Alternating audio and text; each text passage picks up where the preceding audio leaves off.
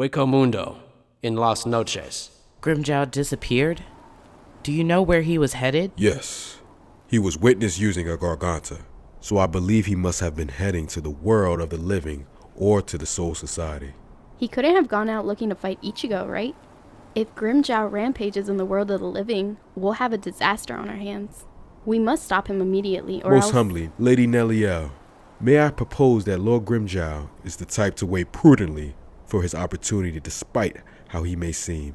If we were truly only wishing to enjoy a fight for pleasure, I believe he would have likely already visited Karakura town in the last half year. You think so? He looks to me like he pretty much acts according to his mood. He must have his own conception of pride. He was defeated in a battle in which each side's self-respect was on the line. He wouldn't simply attack without just cause.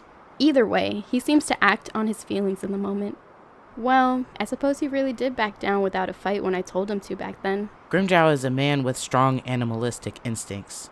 For him to leave Hueco Mundo, the territory he's supposed to protect, he must have had a good reason. So where has Grimmjow gone, and what's he up to? He either went to crush the surviving Quincy's, or went in pursuit of that odd Soul Reaper from before.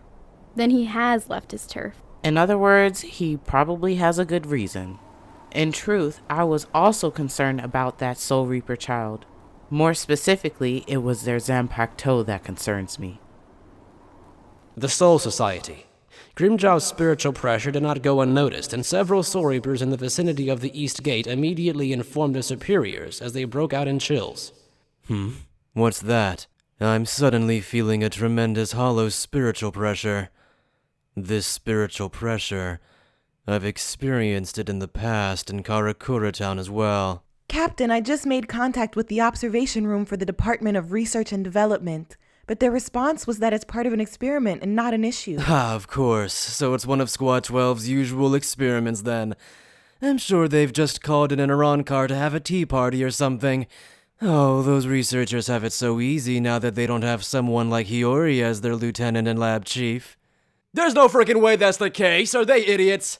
A Garganta opened, and an Arankar-level hollow has made its way in. No problem, my ass. Well, in any case, a normal soldier going up against an Arankar is pretty much suicide. I'm going to the place in question myself, and I'll leave reporting that to the head captain to you, Momo. Yes, sir. Captain Hirako, please be careful. Though frankly, I think facing Squad 12 would be much more dangerous than any Arankar. He's here. Oh, sorry everybody. Looks like I'm about to meet my goal before anyone else.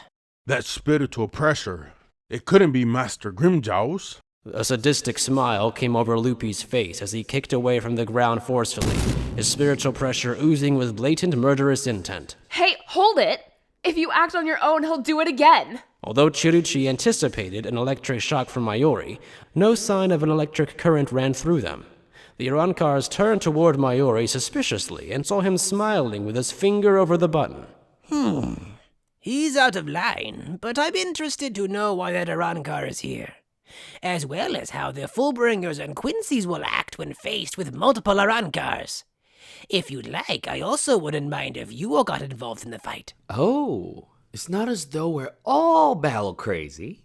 Whether there's a reason to fight is dependent upon whether there's beauty in it. Grimmjow is a bit too crude to show beauty.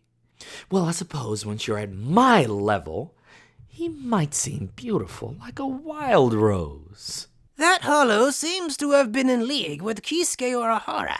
He couldn't possibly be pulling the strings behind the scenes, could he? Urahara shop. Come to think of it, Mr. Urahara, do you still have ties to those Arankars? Well, in order to keep the peace, you need to keep a couple channels of negotiation open. Unlike those nice Quincy's who believe in total hollow erasure, a Soul Reaper's ultimate goal is supposed to be to keep the balance. Still, they're also the group responsible for slaughters here in the past. Are you convinced it was right to do that? Hueco Mundo is currently being run by moderates like Miss Harribel and Miss Nelliel. Mr. Grimmjow is certainly belligerent, but, well, he's not the type of person who rampages for no reason. To be honest, I feel conflicted about that. Though I've certainly taken to heart the teachings that hollows are not absolutely evil, and are instead souls that Soul Reapers should purify. You think the Urankars that Sosuke Aizen had as his pawns are an exception? I'm not that easily convinced. Whether they're hollows or humans or Soul Reapers, they were the ones who worked with Aizen in order to damage the world. The strong Urankars in Wako Mundo are the aggregation of several tens of thousands or hundreds of millions of Konpaku. Whether it's the result of them all mixing together, or the result of one strong individual overtaking the will of the others, the resulting Urankars have their own beliefs. That's exactly why, if we can understand their way of thinking, even just a tiny fraction of it, if there's a part of them that agrees with us, negotiations are possible.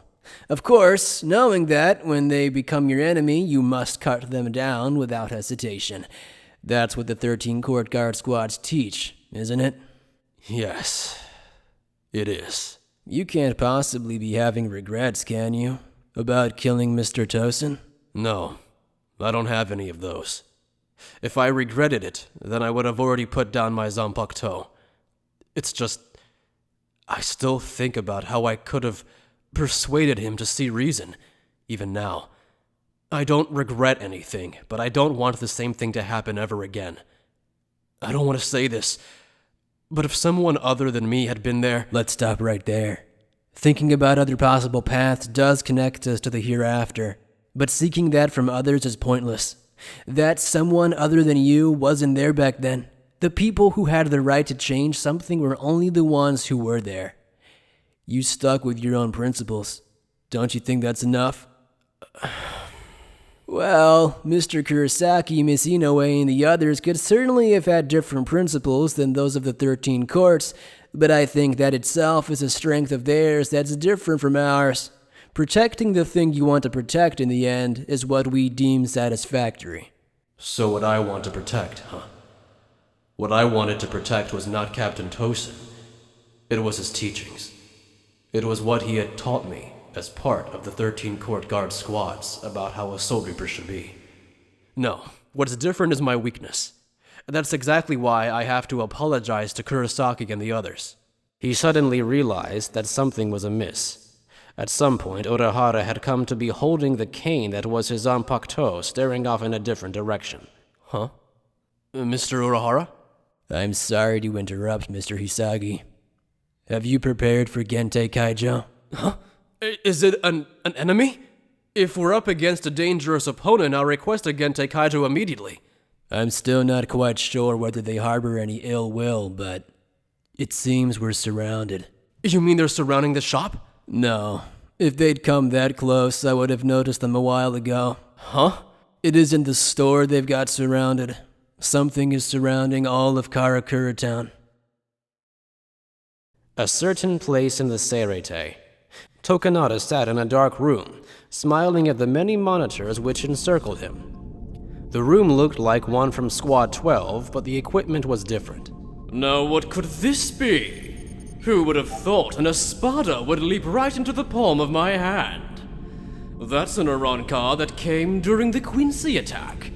I'm not sure whether to call this a coincidence or an unexpected inevitability. Tokinada quietly stood up and held his hand over the flame of a nearby candle. Hikone? Yes, Lord Tokinada, did you call me? Mr. Yamada was kind enough to heal me completely. I think that I'll be able to fulfill your expectations this time, Lord Tokinada. Don't be foolish. You haven't betrayed any expectations. If I expect you to fail, then you will fail perfectly. Lord Tokinada? Your earlier defeat only served to fuel you and Ikomiki Domoe. Though you may become almighty, you are not omnipotent. In order to avoid a fatal blow due to self-conceit, you must experience defeat at least once. Your fight in Wako Mundo a while ago was just that. Do you resent me because I expected you to lose, Hikone? No, I'm not very smart, so I don't really understand, but if you say so, Lord Tokinada, then I'm very happy. I'll make sure to live up to your expectations from here on out too, Lord Tokinada. I see. I wouldn't have minded whether you scorned me or not. After all, you are the future king. Seeing, hearing the name of, or being aware of, the presence of a worthless aristocrat like me will likely become annoying to you. Remaining in your memory, if only because of spite, is preferable to that. What are you saying? I would never forget you, Lord Tokinada. Especially since I would never have been born if it hadn't been for you, Lord Tokinada. And you were the one who said we should be equals earlier, Lord Tokinada. I see. Thank you, Hikone. I'm glad to hear from you that you would like us to be equals as well. Yes, Lord Tokinada. Don't make me laugh. If you think you are equal to his brat, you haven't put even a shred of thought into anything. Stop that, Ikomiki Domoe. How could you say that to Lord Tokinada? Sounds of conflict came across the communications device, until they settled down and Hikone's voice came across again. I apologize, Lord Tokinada. I finally got him to be quiet. It's fine, Hikone. Ikomiki Domoe was never an Asauchi you yourself set free into a Zanpakuto, after all. Just like my Kuten Kyokoku and the Ise family's Hakyoken, it's something you inherited from others. I think it will likely take a bit more time for the blade to understand you. I don't mind, even if it doesn't understand me, but I would be so sad for you to be misunderstood, Lord Tokinada. I see. You're so kind-hearted, Hikone. However, I am not the one who will use Ikomiki Domoe. Actually, I cannot use it. I think the only ones able to handle that Zanpakuto would likely be someone like you or Ichigo Kurosaki. Or, well, actually, perhaps Kugo Ginjo might also be able to use it. Mr. Ginjo? I've heard his name before. Is he strong? Why don't you check for yourself? Actually, that's another reason I contacted you. At this moment, an Arrancar you previously fought against has arrived, along with Ginjo and some others. What? This is your opportunity, Hikone, to demonstrate to them you are the king. You should fly to their location and show them this time that you are capable of being king. I expect you to win this time, Hikone. Please leave it to me, Lord Tokinada. After directing Hikone to the proper location, Tokinada extinguished the flame of the candlestick. Ikomiki Domoe, what is most important is that it seems your nurturing is going well. He then looked at another set of visual department equipment, observing Karakura Town, as vast amounts of data poured in through them. So they've made their move in Karakura Town. I see. What a prudent decision. There is likely no other opportunity to seize that Jureichi other than this. This is the only opportunity. When Ichigo Kurosaki is out of town. The Soul Society, Squad 1 Barracks. Thank you for your report. We will launch an investigation from our side as well. So please wait for word from Captain Hirako in a station nearby, Momo. Yes, sir. Momo bowed in a flurry and ran off. Seems like this has really become an ordeal, hasn't it? There certainly was an advance petition from Squad 12 to use Quincy and Arrancar corpses for an experiment. I believe that was likely just about the Kurotsuchi corpse unit, though. Oh, that. I'm dubious about how humane it is. Well, it's not like pretty words will serve all our needs, though. It was enough that he cured Captain Itsugaya and the others from zombification. But according to the information from Lieutenant Hinamori just now... Yeah, it's likely that Arrancar is separate from the one Squad 12 is keeping. Though, I can't sense the spiritual pressure myself from here to confirm it. Well then, I wonder who has come here, and with what purpose. Anyway, Okikiba, if you could please get a word out to Squad 2 immediately, and have them dispatch the security force. If Squad 12 complains, I don't mind you bringing up my name and pushing this through by telling them it's an order from the head captain. As you wish. Good grief. It's been half a year since the war, but it's something I still haven't gotten used to. So Old Man Yama was the intermediary between us and the world, and under this much pressure for 1,000 years, he really was way too serious. He might have been prepared for the end every day of his life. Now that I'm in the same position, just when I thought I'd arrive at where he was, it turns out he's further away than I thought. You really were too strict a teacher to your pupils, Old Man Yama. The World of the Living, Urahara Shop. Kurosaki's not here? Yeah, did I not mention that?